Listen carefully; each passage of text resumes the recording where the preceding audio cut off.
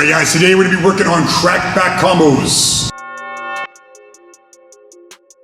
So crack back combos are a technique I learned when I was training with Duke Rufus. It's a great way to get your partner, your training partner, to make sure that they're bringing their hands back after their strikes and then able to block and fire back right away.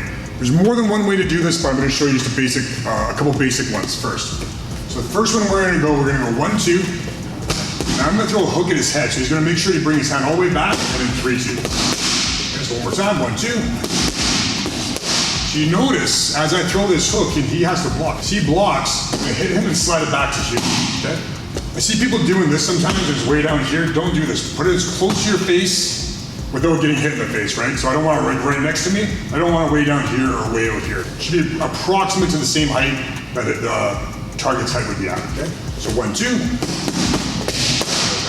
So what this does is it gets Pete used to throwing punches and then bringing his hands back. So many people go 1-2 and they don't have to do anything, they'll let that hand drop. So if I see one of my students doing that, I just go nice and slow, 1-2, and let that hand drop, and he knows he's gonna get a little smack on the head, okay? Make sure you use the flat part, don't use the knee seams, we don't wanna cut our partners. Use the flat part and go to the top of the head. So I notice him doing that, that's gonna make him bring that hand back even better. So 1-2, that's good, okay? So on top of giving him better technique, it's also gonna help him look for openings, okay? So what I mean by that, if we're sparring and Pete throws a 1-2 at me and I cover him with a hook, I do this and I drop my hand, now he has that hook available to him. I know a lot of people are gonna be like, oh, I was taught to block with my right hand, throw my right hand. There's nothing wrong with that. If I'm keeping this part pretty secure and if he can't hit that right hand, he needs to throw that left hook, okay? Especially if I'm dropping my hand. Okay, so you don't want to miss opportunities just because you haven't trained for them. You should be able to do it on either side. So we'll do it one more time. 1-2. Okay. Now, of course, because we're doing kickboxing and Muay Thai, it doesn't have to be a cross. It could be an elbow, it could be a knee. Right now, we'll stick with a leg kick. So we're going to go 1-2. He's going to block and he's going to hook, leg kick. Oh, good, nice, good. And notice how when he was done, he angled up, because that makes it even harder for me to hit him back again. Let's do the whole thing again, just like that.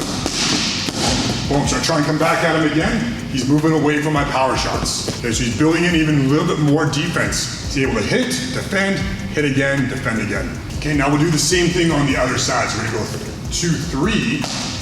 From here, I'm gonna throw more of like an overhand right. Gonna block that and come back. So it's just 2-3, block, 2-3.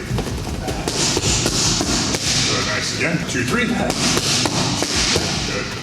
So if your partner's having a hard time with this, because like I said, a lot of people get used to blocking and throwing on the same side, I'm just only gonna give them one target to see. So we're gonna go slow, 2-3, boom.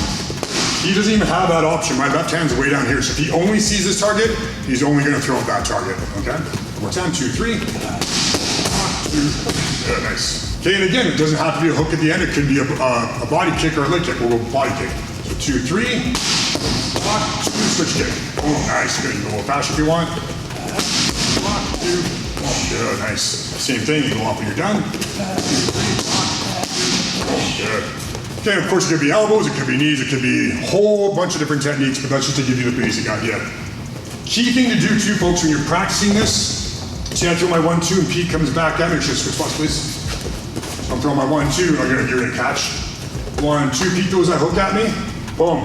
I don't want to be doing this. I don't want to be closing my eyes. I'm going to keep my eyes open. I'm going to keep my chin down. And notice how I'm here. I'm not way out here. I'm just sliding my hand back. I can still see everything. I'm keeping my defense fairly tight. Okay? So I throw my 1-2. Boom, boom. I'm not doing this. Looking away. Because I know the drill, but I want to make sure I can always see my opponent. Never take your eyes off your opponent. Okay?